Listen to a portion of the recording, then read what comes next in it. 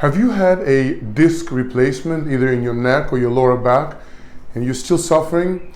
You know, the list of issues with failed disc replacement is a short one. And I do a lot of disc replacement as a spine surgeon, so I see these questions often as patients come back asking for a second opinion.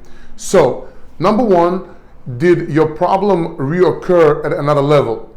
In other words, you fixed C5-6, is your pain now coming from C6-7? Number two, did you have an operation that then resulted in you continuing to have arthritis, degenerative changes? Because remember, we can only change the disc, not the joints in the back of the spine. And now has all that arthritis start to compress a nerve, causing pain going down the arm? That's the second cause.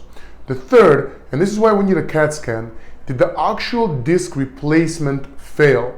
And if it did, sometimes it can be converted to a different disc replacement. So don't despair. You can be back to normal. I hope this helps.